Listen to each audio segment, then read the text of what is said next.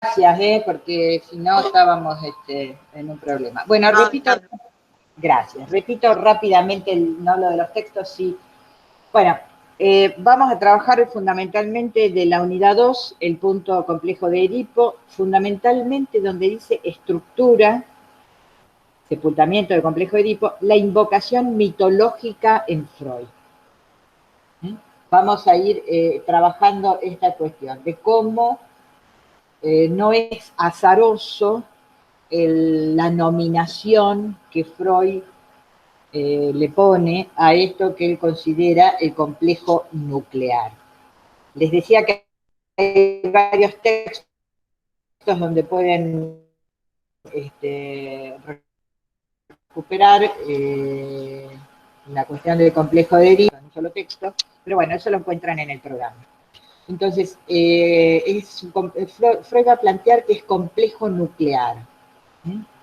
Nuclear de las neurosis y también del sujeto. En tanto, estamos siempre considerando la constitución en relación a la función del otro. ¿Cómo este otro va variando ese lugar? Madre, padre, nos va a dar las pistas de cómo ese sujeto se constituye y queda atravesado por este complejo nudo de relaciones. Cómo queda atravesado y cómo puede atravesar este complejo nudo de relación en función al otro, este otro que va tomando distintos personajes.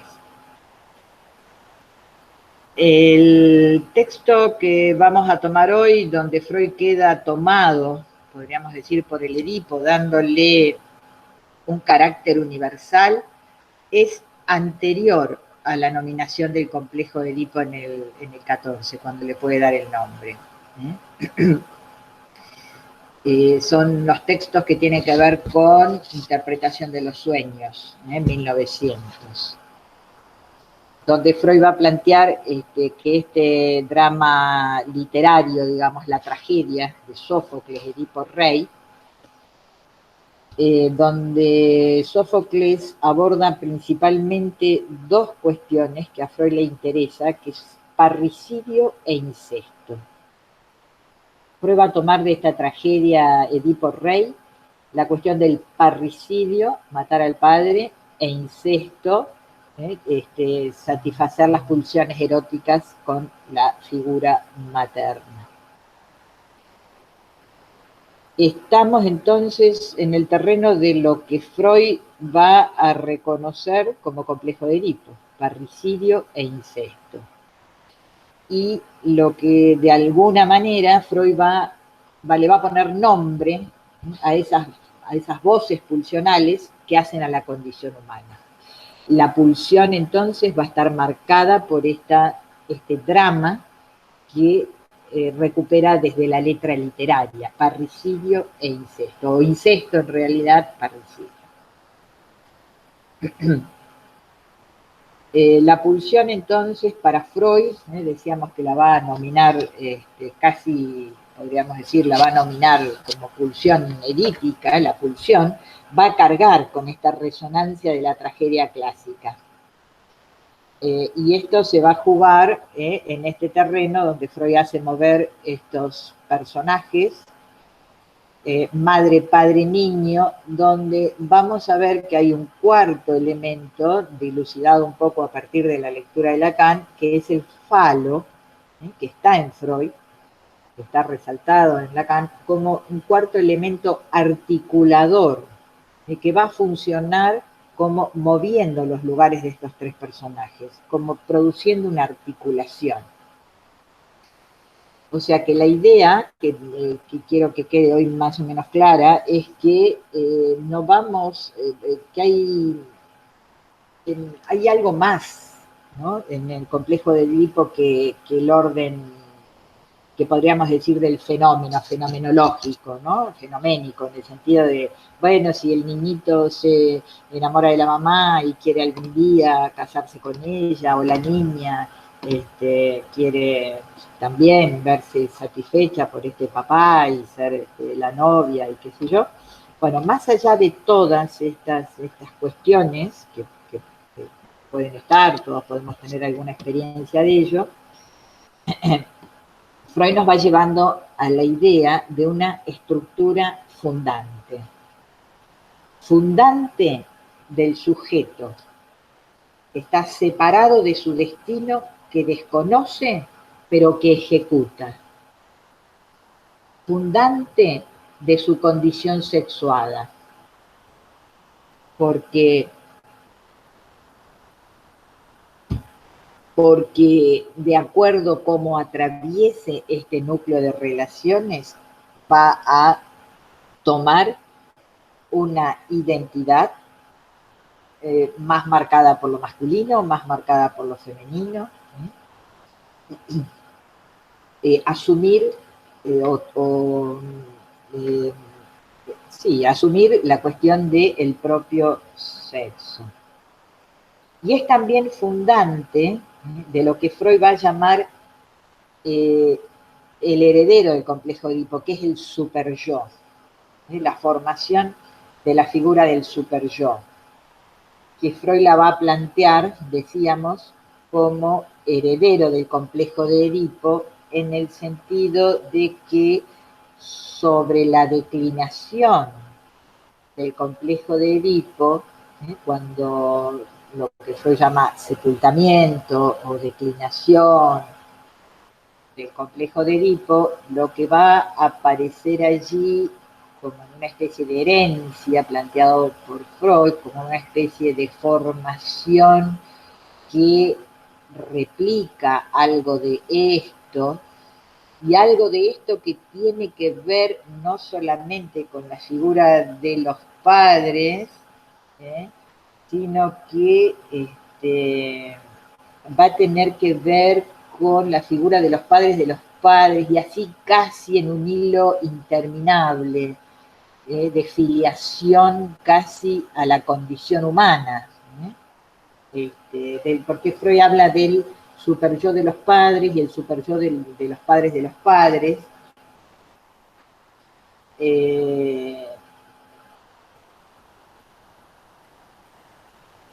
Vamos a tomar de las clases de Carlos Curi, que ustedes los tienen también allí en el programa, para pensar esta cuestión del complejo de Edipo como estructura fundante.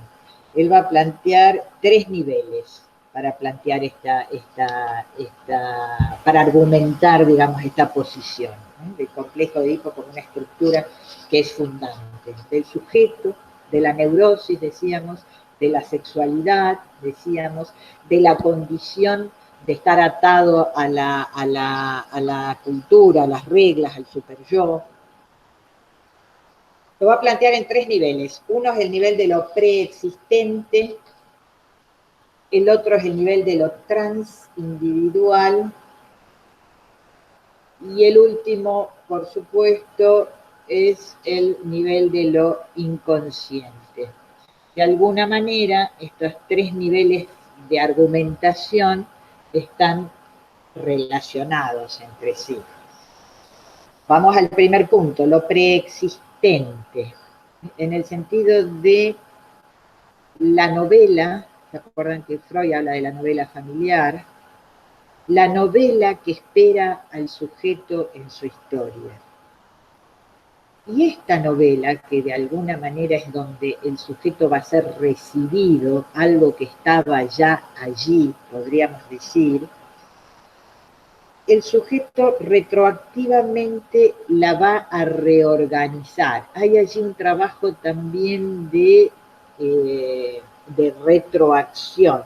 La va a reorganizar, va a hacer algo, un armado para sí mismo.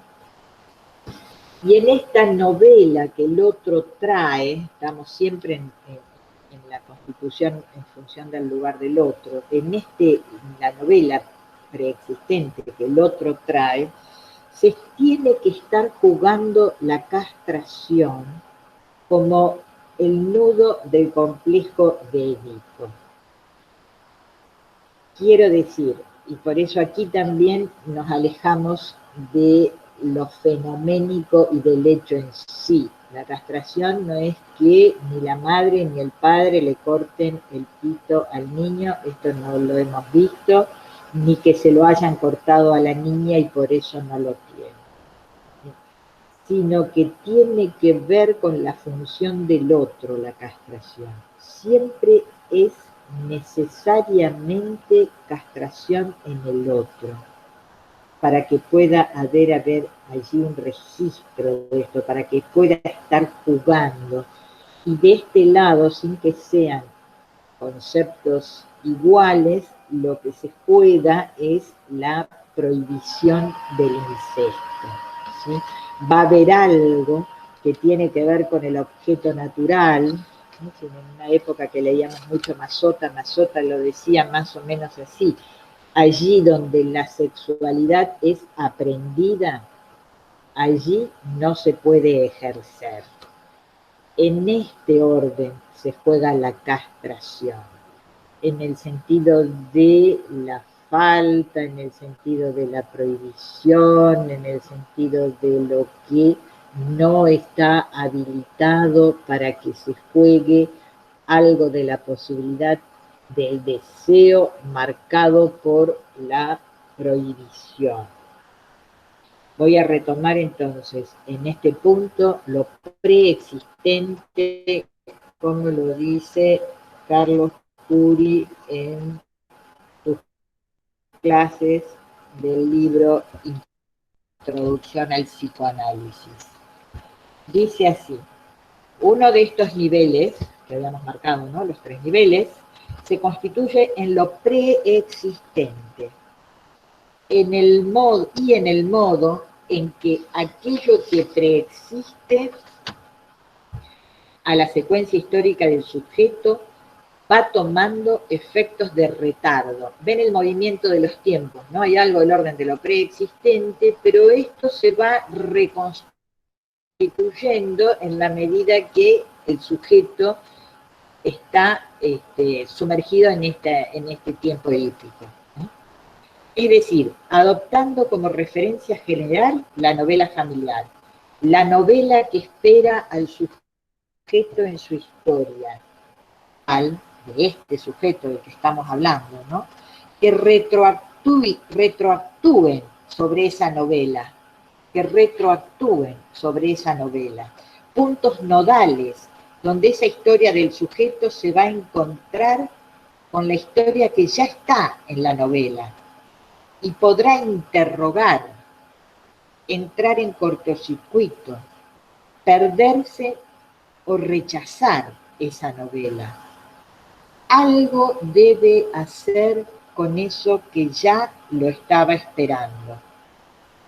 Se podría agregar a esto lo que habíamos dicho de la prohibición del incesto, algo que ya está sobrevolando la historia del sujeto, por supuesto, antes de que él nazca, y que está también sobrevolando la historia de esa familia. La familia es la intermediaria de la estructura de la prohibición del incesto.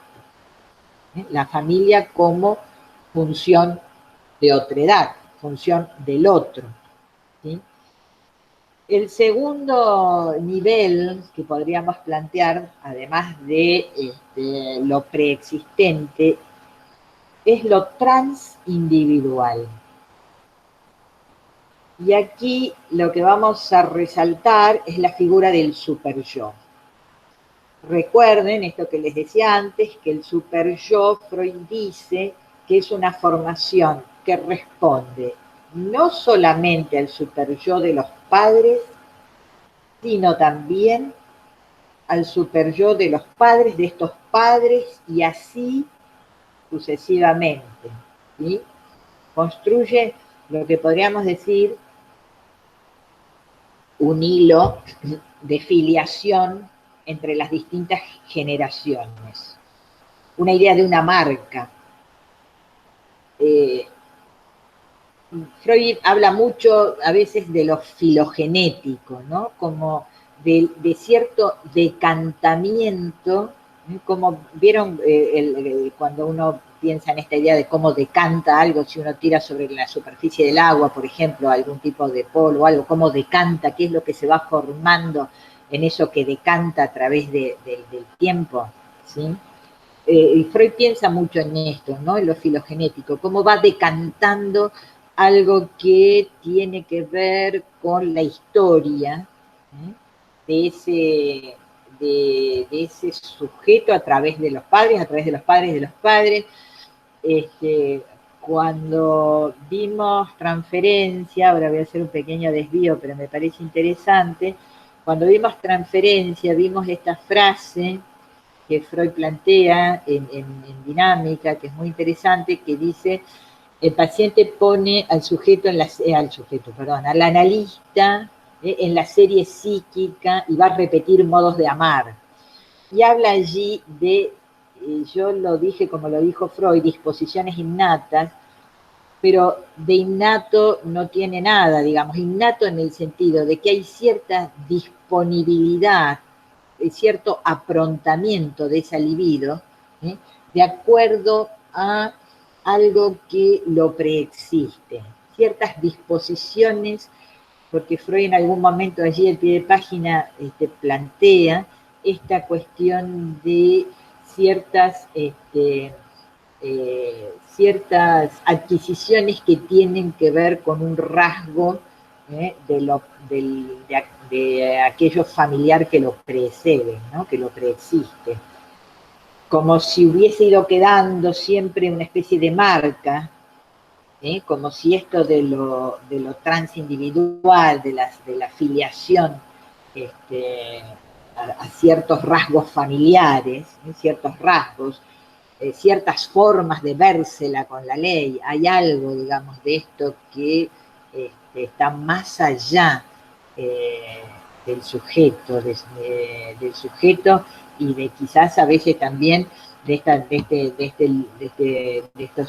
esto individual, padre, madre y niño, ¿no? Digamos, hay algo que a lo mejor está en la historia de la familia, de cómo algún antepasado se las has visto con la ley, con la autoridad, cierta idea de una conciencia más o menos escrupulosa, cierta manera de soportar o no, por ejemplo, cuestiones que hacen a deudas, si quizás alguien haya digamos, sufrido algún tipo de persecución o de encarcelamiento, bueno, todas estas cuestiones hacen a esto transindividual que viene como una especie de marca en esta estructura familiar a la cual el sujeto va a quedar también discursivamente sometido, podríamos decir. En el texto que estamos viendo, Carlos Curi lo dice así, dice, otro nivel lo constituye la dimensión de lo transindividual. A partir de la noción de superyo, que bueno, no la vamos a desarrollar, se puede percibir como Freud considera una estructura por donde el sujeto entra en un lazo con algo que va más allá de los padres. Allí me parece muy claro esta manera. El sujeto entra en un lazo con estos decires, bueno, sí, tu abuelo que era presidente de la corte, era muy estricto, o tu tío que era ladrón y lo persiguieron, entra en un lazo con algo que va más allá de los padres. Ustedes saben que cuando Freud categoriza el superyo, dice estas dos cosas. Una, que el superyo es una voz, la voz del superyo. Vinculado inclusive a veces con lo que en la psicosis muchas veces reconocemos como en el campo de las alucinaciones auditivas. Habitualmente en la psicosis estas alucinaciones, esto lo son comentarios, alucinaciones auditivas tienen mucho que ver de esta forma persecutoria. La voz tiene muchas veces esta forma persecutoria, ¿no? De que me están viendo, me están mirando, la máquina que registra mis pensamientos, ese otro que esos ojos que están todo el tiempo mirando lo que yo hago, ¿sí? Bien. Entonces, el superyo para Freud tiene la forma, digamos, de una voz. También, bueno, la religión lo toma como un poco de a ver, la voz de la conciencia, ¿no? Pero lo que Freud va a plantear que es algo que está más allá de la mirada, algo que rebasa la mirada, es decir, que a través del superyo vamos a concebir un orden que va más allá de lo vivido. Sitúense, si quieren, en la práctica de los cuentos infantiles, como algo, a través del relato, puede ser derivado de generación en generación e ir consolidando grupos de fantasmas a través de los relatos. ¿Sí? ¿Quién no conoce el lobo feroz y el cuento de Caperucita? La voz, como figura de transmisión, tiene ese poder que fenoménicamente la vista y lo vivido no posee. Ese poder de transmisión, quiero decir, ¿no? La voz es lo que incrusta el superyo en el sujeto. Una tópica que permite una figura luminosa de lo transindividual. Bueno, hasta acá el comentario como lo plantea en el texto Curie. Sobre el final también dice algo interesante, dice, la estructura del origen del superyo tiene el calibre de ser siempre del otro. Bueno, esto antes que lo dijimos también, ¿no? Viene a partir,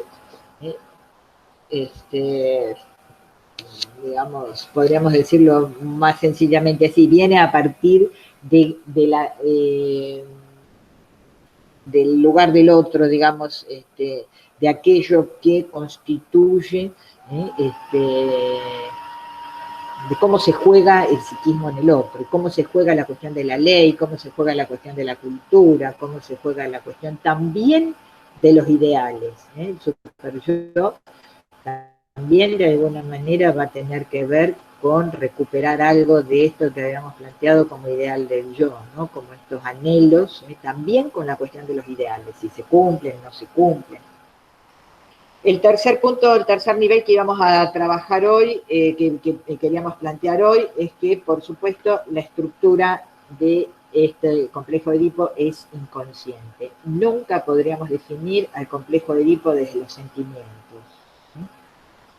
Decíamos, ¿no? Esto que decíamos, que si hay algo de lo observable en el sentido de esto de que, bueno, la niña puede decir, yo me voy a casar con mi papá, qué sé yo, alguna de estas cosas, esto es como lo que sale a luz, digamos, como una especie de epifenómeno, de que se muestra, lo que aparece en la superficie, pero está siempre determinado por la estructura inconsciente del complejo de Edipo. A ver cómo Carlos Curie lo dice así, dice el tercer nivel, que parece algo como excesivamente obvio, que el complejo de Edipo explica su estructura desde lo inconsciente. Eso en Freud es obvio, no podría tener su raíz en otro lugar que en el inconsciente. Es más, tenemos que en el inconsciente, dice, sin embargo, en el terreno, bueno, a veces se habla, se reduce, digamos, como al amor de uno de los progenitores y odia al otro, ama a la mamá, odia o rivaliza con el papá. Bueno. Pero, bueno, hace alusión acá a que si nosotros ya leímos en la represión la cuestión de los sentimientos, Freud dice no hay sentimientos inconscientes, entonces que ahí nos aclara que lo que es inconsciente son los representantes, que lo que es inconsciente es algo del orden de la memoria, de esas huellas mnémicas. Entonces también aquí que estamos pensando el complejo de Edipo como estructura, estamos pensando también en esta memoria determinante del aparato, que es inconsciente y que es desde allí donde vamos a pensar el complejo de Edipo. Bueno, dejo ahora esto como estos tres niveles para poder pensar el complejo de Edipo como estructura, para poder dar una vuelta sobre la cuestión del mito y de la tragedia. un poco para que tengan también estos elementos para poder pensar, o quizás también, no sé, el día que tengan que preparar un tema, les pueda interesar también darle una vuelta por aquí. Les decía que la primera dificultad que encontramos es que no hay un texto donde Freud haga un desarrollo sistemático. Sería complejo de Edipo, dos puntos, de esto se trata. Sino no hay un texto que podamos tomar como a modo de canon, de modelo. Sin embargo, si ustedes revisan sus historiales clínicos, la cuestión retorna insistentemente en su desarrollo teórico. Y va a decir esto que decíamos recién, el complejo nuclear de la estructura neurótica. Y otra cosa que va a decir, por eso relacionamos la cuestión de la estructura y el mito con el sepultamiento, porque va a decir que este complejo nuclear va a ir, cuando habla del sepultamiento, va a ir al fundamento. Sepultamiento no va a ser para Freud la idea de algo que desaparezca y no tenga efectos. Sepultamiento va a ser eso que va a quedar en los cimientos, eso que va a soportar después la construcción de la neurosis, eso que va a dar lugar después a la selección, podríamos decir de alguna manera, inconsciente del tipo de neurosis. En ese sentido se va al fundamento. En ese sentido es que Freud toma el sepultamiento, que va a quedar a la manera de lo fundacional de la estructura de la neurosis y por supuesto también del sujeto, de los síntomas, ¿sí? De cómo el sujeto se las ve con este núcleo que lo antecede, este núcleo de pasiones, de amores y odios que lo antecede, de rivalidades y demás, que lo va a colocar en esta filiación. Va a tener que hacer algo con eso que lo antecede, va a tener que posicionarse en una identidad sexual, porque Freud plantea que del complejo de Edipo se sale a través de la identificación, va a tomar una de las figuras a la manera de la identificación, ser como la madre para tener el día de mañana un hombre como el padre, o ser como el padre para poder tener también él una mujer a la manera de la madre. Estas son las formas clásicas, ¿no?, que Freud plantea, a través de la identificación. La identificación puede venir cruzada, pero en ese sentido Freud lo plantea en ese tiempo, digamos, de esta manera. Entonces, va a posicionarse después de la salida del Edipo en una identidad sexual y va a quedar marcado por la figura del super-yo, como habíamos dicho hace un rato. Esta cuestión de la anterioridad de la trama edípica, es decir, para Freud es importante porque tiene siempre una idea de ir atrás de las cuestiones antiguas, lo preexistente, ¿no?, la trama que antecede, en el sentido de que va a marcar algo de lo que va a venir y algo de una fundación de un espacio inconsciente. Este espacio inconsciente que vamos a dar en llamar complejo de Edipo. Vamos a hablar un poco del pensamiento freudiano en relación a la tragedia de Sófocles, que capturó un poco a Freud, la tragedia de Sófocles, fundamentalmente Edipo rey, y después también de Sófocles, Edipo en Colono, cuando habla de la declinación de Edipo y de la cuestión esta de vagar sin rumbo porque ha sido desterrado de la tierra tebana. Freud tenía pasión por la mitología, tenía pasión por lo antiguo, tenía pasión por pensar esta línea de lo filogenético, de los orígenes. Podríamos decir que hay tres grandes hitos de la obra freudiana donde el mito va a tomar forma de argumento.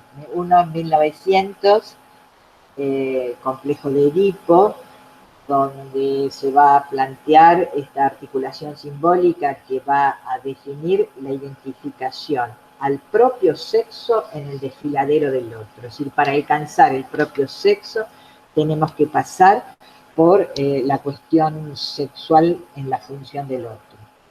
El otro hito es Tótem y Tabú, en 1912, donde Freud crea su propio mito, el mito del asesinato del padre de la horda primitiva, y este también es un mito fundador. Así como decíamos que Edipo es un mito fundador en cuanto a la posibilidad de una identidad sexual y de un estar marcado por lo cultural, después por la cuestión del super yo, aquí también tenemos un mito fundador que digamos que lo pone en relación a una organización moral, cómo se fueron organizando los hermanos después de la matanza y devorar al padre, en una organización moral y social donde el padre va a tener ya no un lugar físico, podríamos decir, sino una presencia mítica que va a instituir esta especie de organismo. Mientras cuando no esté el padre, los hermanos pueden organizarse de una manera de cierta paridad. Ninguno va a ocupar ese lugar porque va a funcionar míticamente el padre de la horda.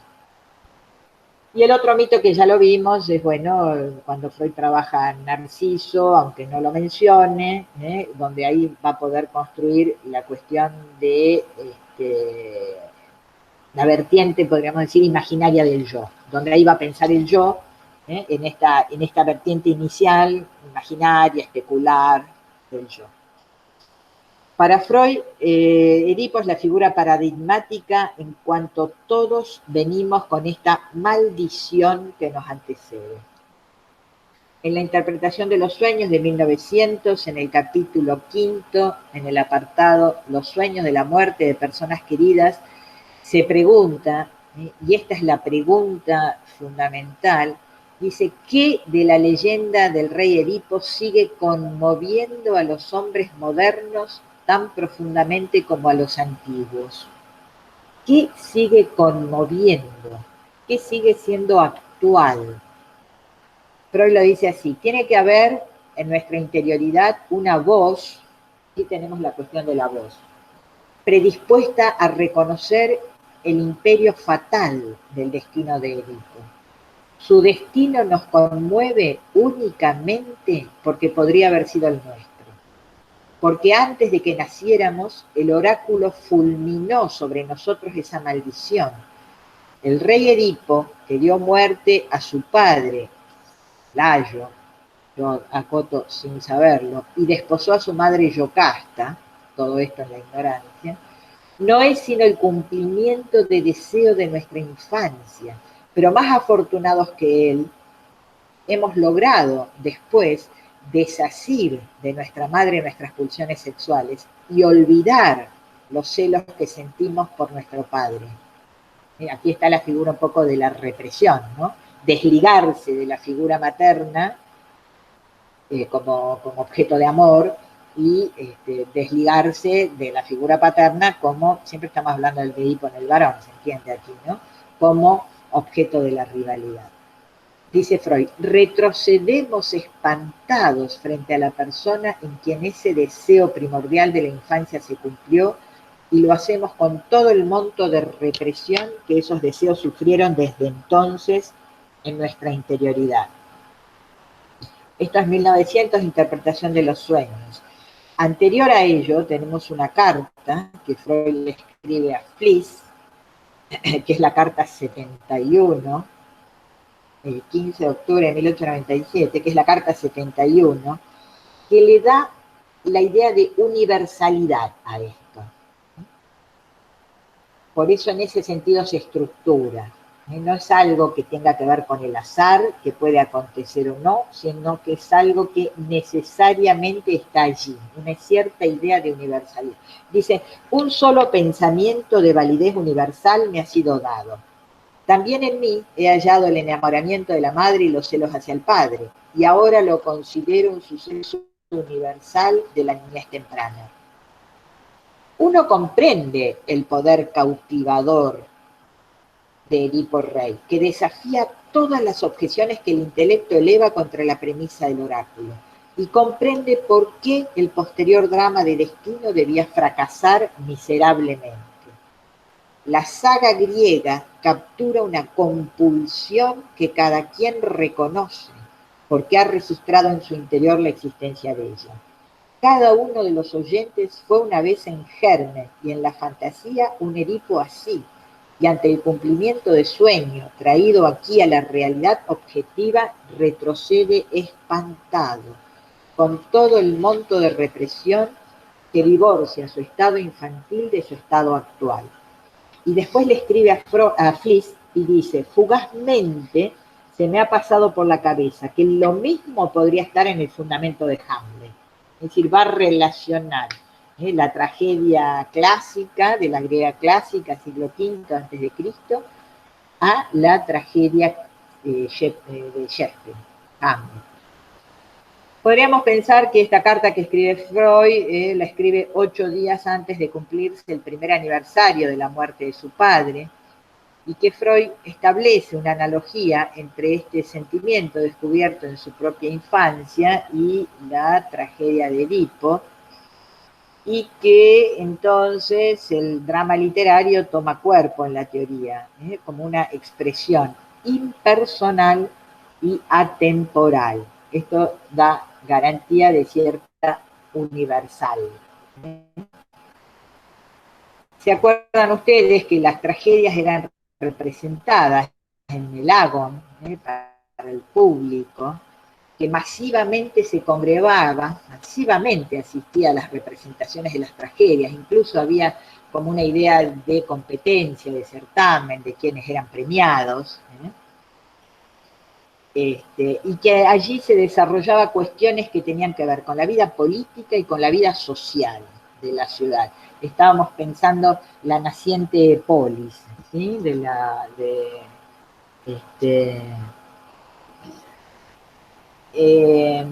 Y Aristóteles le atribuye a esta representación el efecto cautivador de la tragedia, en tanto esta representación tenía que ser una mímesis. Mímesis, ustedes saben lo que significa, que es algo del orden de la imitación, y que tiene que ser conmoviente, tiene que conmover. Hay allí una representación, en tanto mímesis, que tiene que conmover y que debía suscitar piedad y temor, todos, temor en el espectador. La acción que debería desarrollarse después de este temor, de este conmover, tenía que experimentar un alivio emocional, algo apaciguador.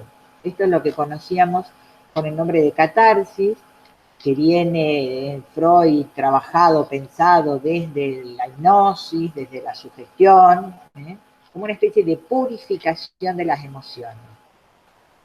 Y hay otro elemento que Aristóteles subraya que es muy interesante, que es la cuestión del reconocimiento, que se llama anagnórisis, que es el momento capital de la obra trágica, que es cuando emerge una significación asociada a la aparición de una identidad que estaba oculta. ¿Sí? Digamos, este reconocimiento sucedía en escena. Y allí Freud lo enlaza, propone a la teoría del reconocimiento que podemos trabajar en el espacio del análisis, asociada al retorno de lo reprimido. Este reconocimiento, Freud lo dice así, la acción del drama no es otra cosa que la revelación, hay algo que se revela, y esto es lo dramático,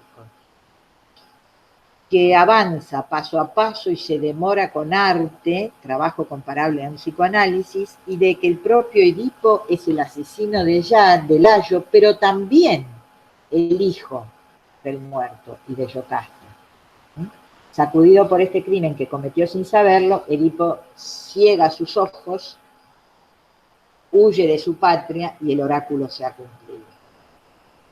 Bueno, decíamos que el mito en realidad de Edipo que toma Freud es el mito de Sófocles, donde Edipo comete incesto y parricidio, pero hay otras variantes del mito.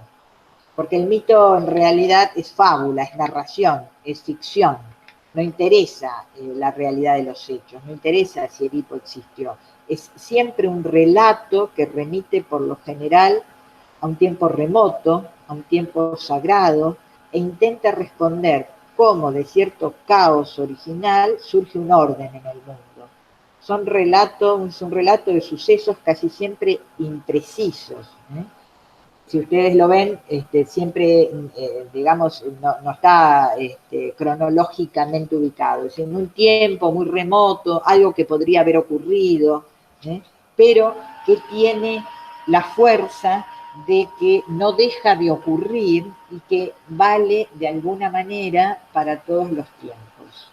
¿Sí? Hay algo de cierta actualización permanente de este relato mítico. Es decir, porque los mitos van a expresar en esta ficción relaciones fundamentales de lo humano. La mitología tebana es una mitología donde circulan las maldiciones. No estamos en un terreno extraño a la maldición. Las maldiciones que se van a transmitir de generación en generación.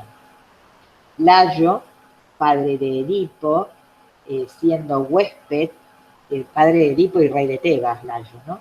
Siendo huésped en el palacio del rey Pélope, del Peloponeso, comete pedofilia con Crisipo, hijo del rey. Se toma por amante a un menor, a Crisipo, el hijo del rey Pélope.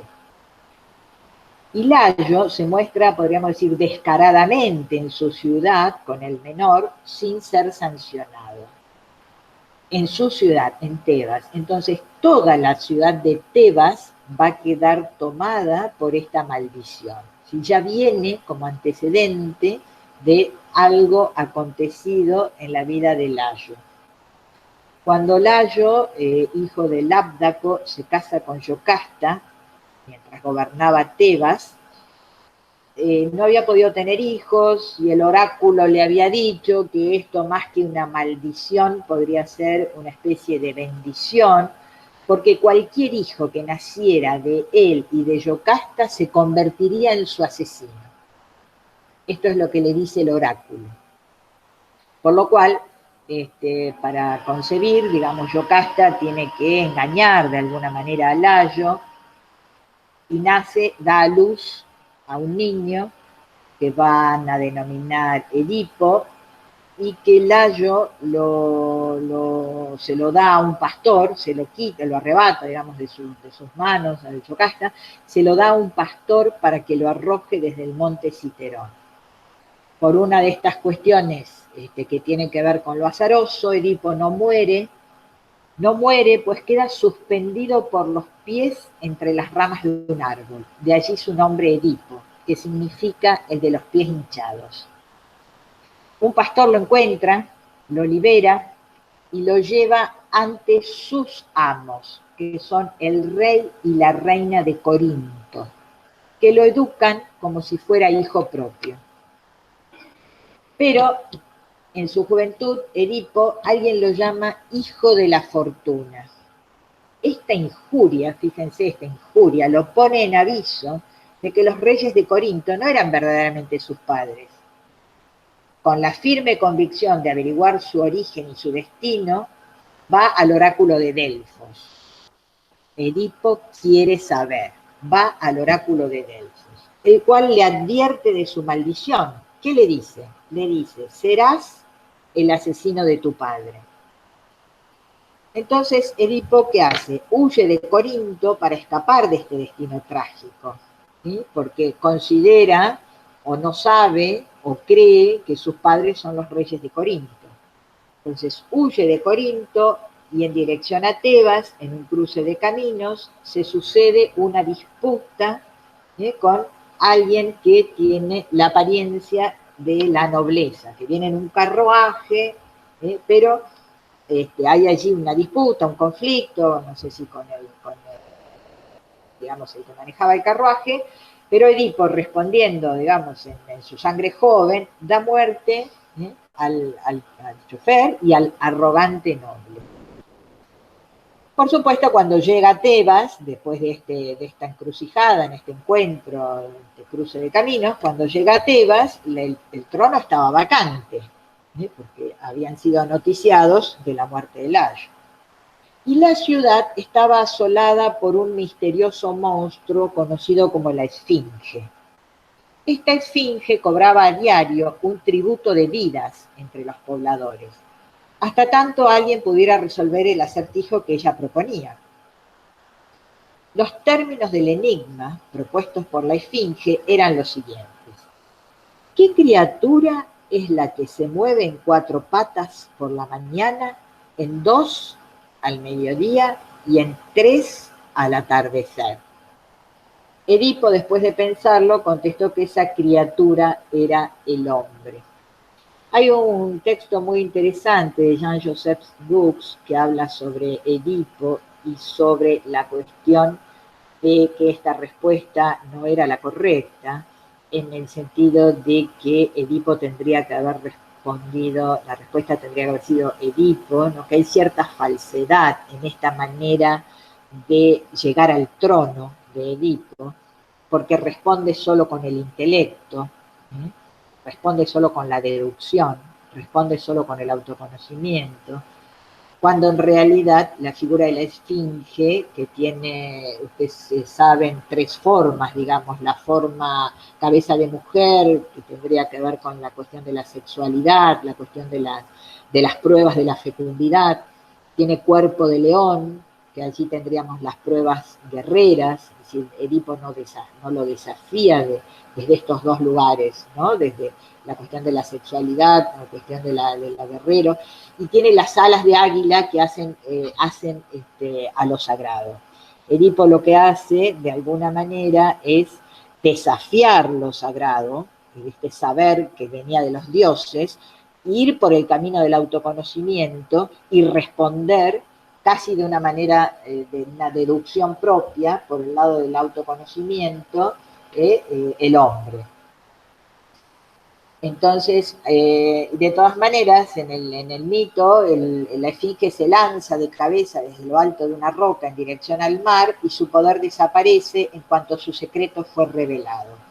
En compensación, Edipo desposa a Yocasta, que es la viuda real, para poder llegar al trono, pero lo interesante de la tragedia de Sófocles es que todos estos sucesos terribles permanecieron en la oscuridad, no están escritos, que son el antecedente de la tragedia de Edipo, pero no están relatados, sino que van a ser descubiertos de una manera paulatina en la medida en que Edipo reconstruye su pasado. Estas marcas de esta anterioridad son desconocidas. La tragedia de Sófocles, esto ya aconteció, parricidio, incesto, desciframiento del enigma. Edipo va luego reconstruyendo todo esto, porque la tragedia comienza con una nueva peste asolando a la ciudad de Tebas. Como ven, este tema de las pestes y el libro de Camus de 1947 nos sigue persiguiendo y sigue teniendo actualidad. Con una nueva peste asolando a la ciudad de Tebas. Pero Edipo ya es rey y es amado. Edipo es un rey amado. No es un rey que ha gobernado con humanidad a su pueblo. Frente a esta nueva peste, Edipo, que ya es rey, envía a los mensajeros al oráculo, a Delfos, para intentar liberar a la ciudad de este nuevo flagelo. ¿Qué enuncia el oráculo? El oráculo enuncia que la peste no habría de cesar hasta tanto el asesino de Layo no fuera desterrado. Acá aparece de nuevo esta cuestión de quitar la mácula, esta mancha del territorio tebano. Hay algo de lo que va a quedar toda la geografía de Tebas, manchada o condicionada con esta cuestión de la maldición. Los mensajeros retornaron a Tebas en conocimiento de estos fatales secretos vinculados a Edipo, pero tuvieron la prudencia de difundir restringidamente aquello que podría afectar al rey, ¿no? Toda la historia del arte humano, dice Thomas de Quincey, aplicado a narrar el desarrollo de una fábula poética, quizás en toda la historia no haya algo tan exquisito como el manejo que hace Sófocles de esta parte de la tragedia.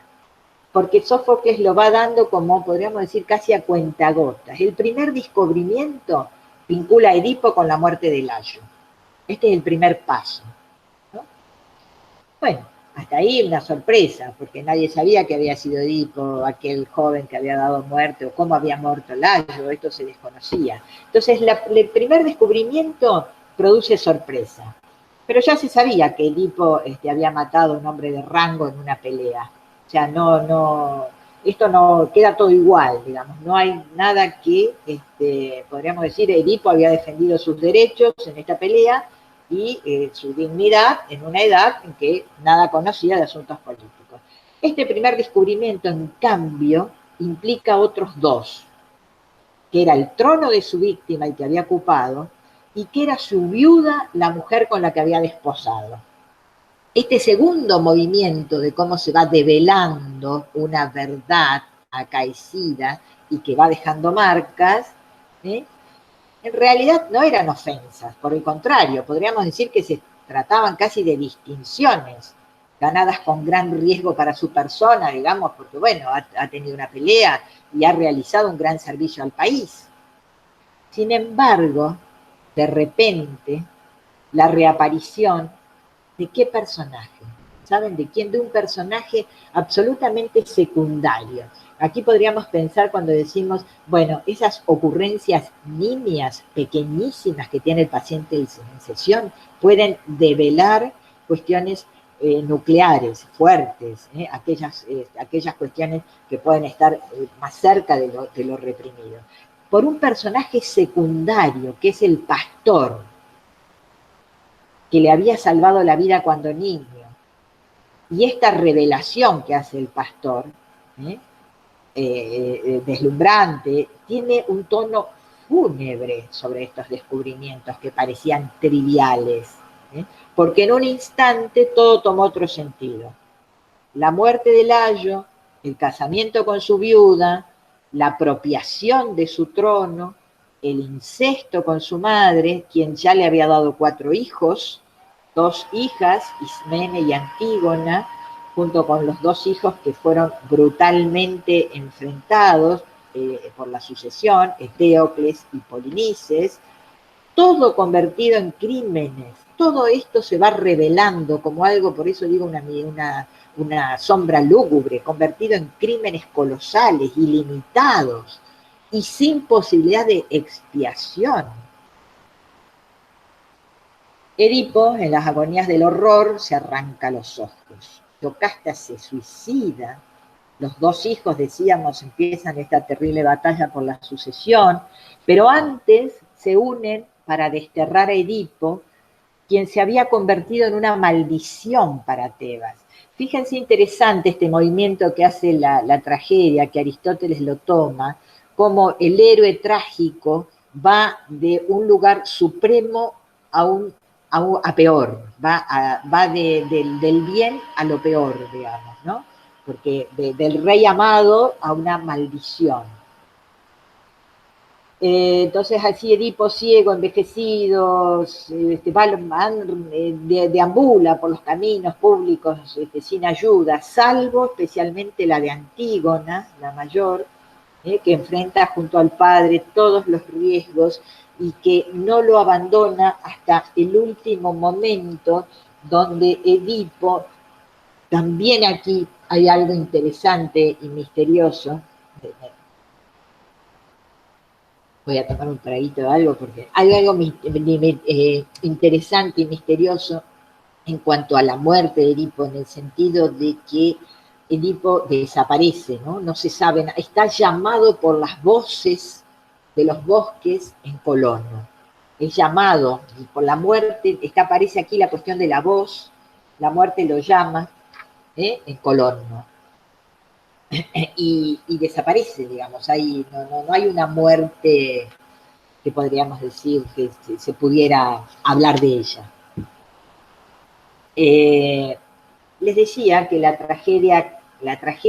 tragedia fue escrita en el siglo V antes de Cristo, que es el siglo de Pericles, que es un siglo de profundas transformaciones sociales en cuanto al nacimiento de la democracia, de la polis, de la polis, religiosas en cuanto al deshacimiento, esto que decíamos antes, del saber divino en el saber de la filosofía, en el saber de la interrogación, de las preguntas, y políticas.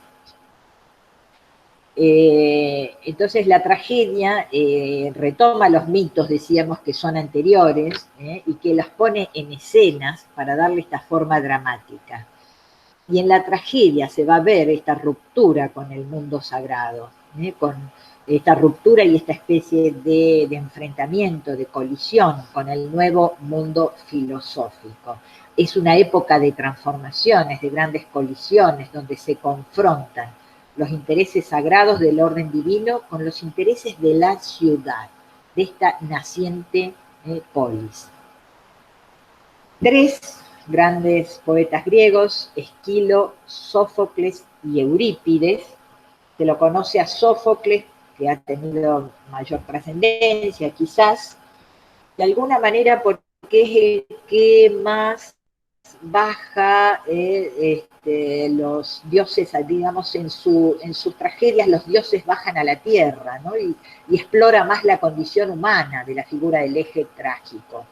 Este héroe, este héroe trágico, excelso, pero que sabe su destino y no puede evitarlo, no puede dejar de cumplirlo, lo sabe sin saberlo, ¿no? Porque se acuerdan que había una cuestión ahí de cierto velamiento de su historia, que desconocía.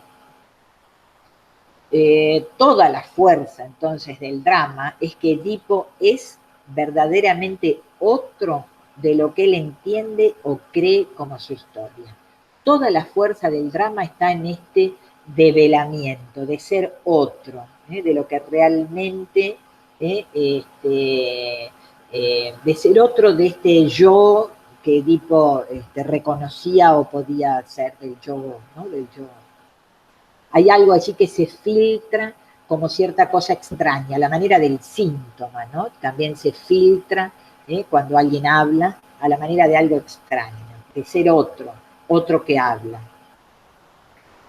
Pero Edipo, impulsado, digamos, casi obcecadamente en esta búsqueda de la verdad, hace esta reconstrucción del pasado y por este camino del autoconocimiento y por este camino del desafío al saber divino, o sea que estaría necesariamente marcado por cierta cuestión de la maldición.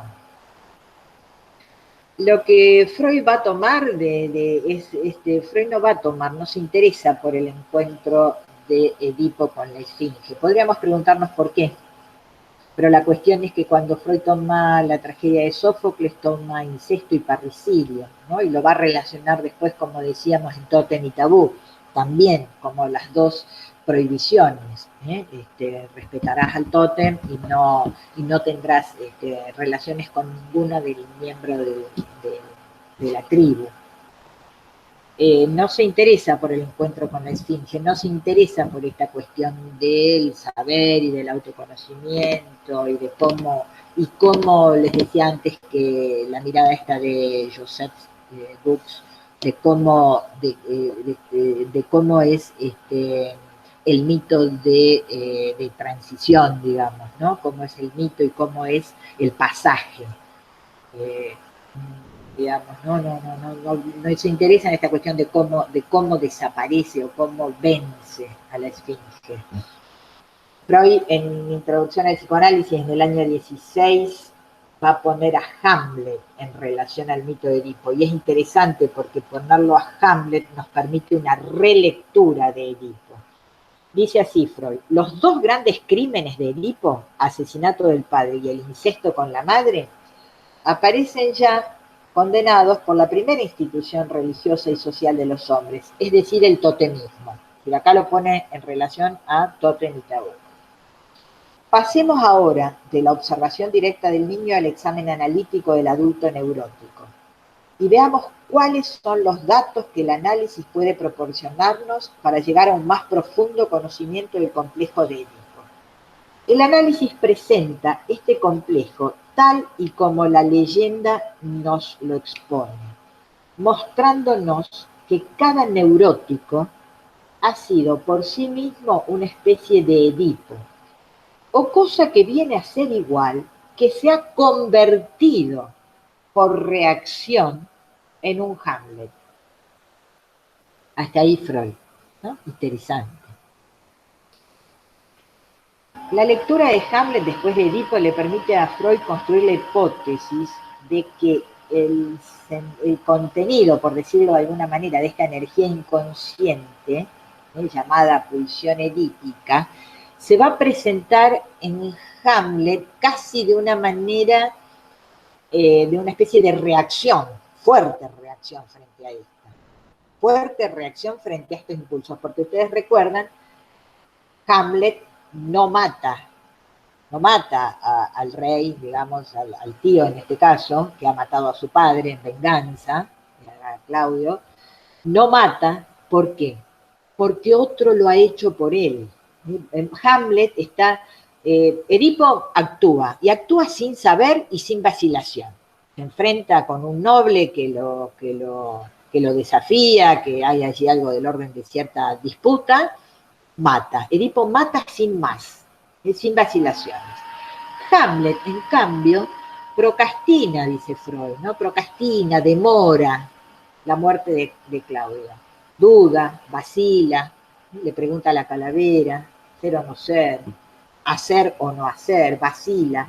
Deja para después, siempre para después, la acción de vengar al padre. ¿Por qué? Porque otro lo ha hecho por él. ¿Sí? Otro lo ha hecho por él. Su tío lo ha matado. O sea, esta inclinación infantil, primaria, de matar al padre, otro lo ha hecho. Para Freud, Hamlet evoca de alguna manera la sintomatología de este príncipe melancólico, digamos, evoca la sintomatología, la neurosis. Porque muchos pretendían ver en Hamlet un hombre débil para realizar la tarea impuesta, pero sin embargo a lo largo de la tragedia Hamlet mata, de hecho mata a más de uno, pero Freud dice que sienta las bases para una interpretación diferente, en el sentido de que la inhibición de Hamlet, del príncipe, no es tanto una debilidad, algo que no puede hacer, sino que es el resultado, por eso habla de una reacción, sino que es el resultado de un extraordinario conflicto interior, donde se oponen fuerzas de inusitada violencia. Él quiere, pero sabe que no debe. A Hamlet no le falta energía, pero no es dueño de esa energía que gasta y agota casi enteramente en todas estas elucubraciones que hace la tragedia, ¿no? En un nivel que no alcanza enteramente a la conciencia.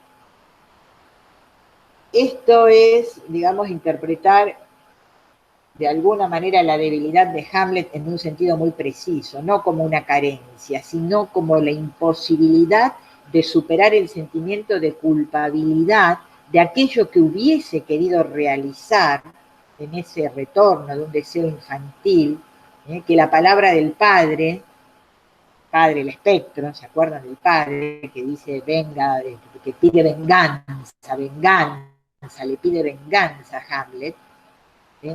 Pero la palabra del padre y el acto del tío, que incestuoso, digamos, que mata, lo califican como un crimen. Este retorno de las voces infantiles de matar al padre viene inscripto en esta figura del padre y el tío como un crimen. Entonces, la inacción de Hamlet obedece a esta nominación. Esto que vas a realizar tiene la idea del crimen. Freud nos dice que en Hamlet Edipo está presente con una intensidad poco habitual, que Hamlet va a ser el paradigma de las neurosis, del conflicto neurótico, de las dos fuerzas en pugna, y es el prototipo de la anomalía que consiste en no salir vencedor de la fase edípica, en no haber resuelto de alguna manera este conflicto edípico. Es una especie de remanencia de algo que está quedando allí, de residuo enmascarado, de cierta tendencia incestuosa que retorna desde lo reprimido. Podríamos situar allí casi un punto inaugural de lo inconsciente, del mito antiguo, que se subjetiviza como expresión de una ley universal. ¿Sí? Digamos, pero desde esta perspectiva Freud diría, ¿qué somos? ¿Hamlet o Edipo? Esta relectura de Edipo a partir de Hamlet, que produce esta cuestión de pensar a Hamlet como el paradigma de la neurosis. Hamlet es el paradigma de la neurosis. Si Edipo, ¿qué es lo que fija? Edipo fija por medio de la transgresión y el castigo, fija la ley universal que preside, que antecede la ley del sujeto. Fija la ley universal, ¿no? Esta cuestión que tiene que ver con la prohibición del incesto. Para que haya prohibición del incesto, tendríamos que plantear esta ley universal inconsciente que se llama pulsión edípica, la cuestión digamos, que nos vienen desde la tragedia clásica. Hamlet, en cambio, con su inhibición, manifiesta la remanencia, decíamos, de esta tendencia. La tendencia la fija Edipo, lo pulsional, la nominación de lo pulsional. Pero Hamlet manifiesta el conflicto, manifiesta esta especie de inhibición frente a la fuerza de lo pulsional. Entonces, podríamos decir que entre ambas figuras, que Freud le pone el nombre de Edipo, le pone el nombre de Edipo a todo lo que Hamlet de alguna manera reprime, o Hamlet de alguna manera calla o no puede reconocer, porque no es algo del orden de lo consciente, y calla y lo disimula con esa constante locuacidad que tiene Hamlet, ¿no? Porque siempre habla, mato, no mato, el ser, no ser, esa cuestión de pone la palabra allí, que de alguna manera le va a permitir a Hamlet distraerse de sus pulsiones más fuertes, que las podríamos denominar pulsiones incestuosas, o esta tendencia incestuosa, o pulsiones edípicas. De alguna manera, Edipo no tiene, como tiene la figura de Hamlet, la presencia del conflicto. Casi podríamos decir, Edipo carece de inconsciente, porque él mismo lo instituye, él mismo ya se hace instancia psíquica, ¿no? En nuestro inconsciente. Como que el asesinato del padre que Edipo lleva a cabo nos transforma de alguna manera a todos en hijos de Edipo. Bueno, después podría hacer alguna acotación, pero me parece que ya nos fuimos a mucho, no quiero seguir tanto con respecto a lo que